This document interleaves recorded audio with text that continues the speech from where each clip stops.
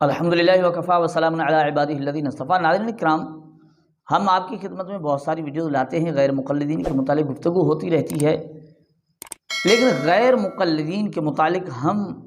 جو کچھ سمجھا رہے ہیں یا کوشش کر رہے ہیں، یا آپ نے جو کچھ اس سے پہلے سمجھا، تو ہم یہی سمجھ رہے ہیں کہ غیر مقلد وہ ہوتا ہے جو یا تو یہ دعویٰ کرے کہ بھئی ہم قرآن و حدیث پر چلتے ہیں، یا غیر مقلد وہ ہوتا ہے جو تقلید نہ کرتا ہو، بالکل کسی کا مقلد ہی نہ بنتا ہو، یعنی کسی امام کی، کسی عالم کی اور کسی بزرگ کی، کتنا ہی چاہے وہ نیکوکار ہو لیکن اس کی بات ماننے کے لیے تیار نہیں، اسے اہمیت نہ دیتا ہو، یہ اس کو ہم غیر مقلد سمجھتے تھے۔ یوں سمجھو کسی کی بات نہ ماننے والا۔ لیکن رئیس المناظرین حجت اللہ فی الارض مولانا محمد امین صفدر ہوکاڑی نے تجلیات صفدر میں غیر مقلد کے معنی عجیب بتائے، عجیب معنی بتائیے غیر مقلد کے۔ غیر مقلد کیا ہوتا ہے؟ مولانا محمد امین صفدر ہوکاڑی رحمۃ اللہ تعالیٰ علیہ نے بھی یہی بات کہی کہ ہم بھی یہ سمجھتے تھے غیر مقلد ہوتا ہے کسی کی بات نہ مانے، بھائی جو بات آئے نا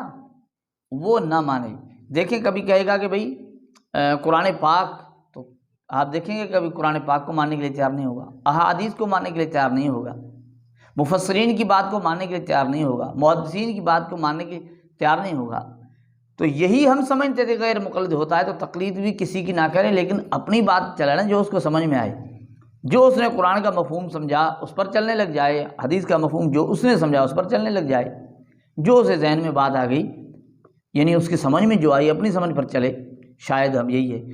تو مولانا محمد امین صفدر ہوکاڑی صاحب بھی یہی فرماتے ہیں کہ ہم بھی یہی سمجھتے تھے کہ غیر مقلد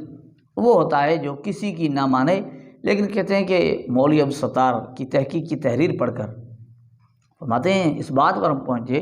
کہ غیر مقلد وہ ہوتا ہے جو اپنی بات پر بھی قائم نہ رہے۔ تو ناظرین دیکھیں کتنی عجیب بات ہے، یہ بالکل ہی حقیقت ہے۔ اس چیز کو پڑھنے کے بعد یہی بات سمجھ میں آئی کہ واقعتاً غیر مقلد وہی ہوتا ہے جو اپنی بات پر قائم نہ رہے،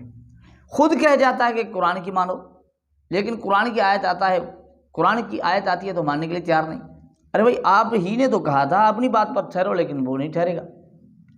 خود ہی یہی کہتا ہے کہ احادیث مبارکہ پر چلو، صحیح حدیث آ جائے وہ اس پر ماننے کے لیے، اسے قبول کرنے کے لیے تیار نہیں ہوتا۔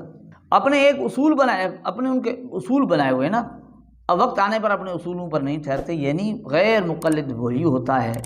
جو کسی کی نہ مانے، وہ الگ بات ہے، لیکن غیر مقلد وہ ہوتا ہے جو اپنی ہی بات پر قائم نہ رہے۔ تو ناظرین کیا امید ہے آپ سمجھ گئے ہوں گے کہ غیر مقلد کون ہوتا ہے۔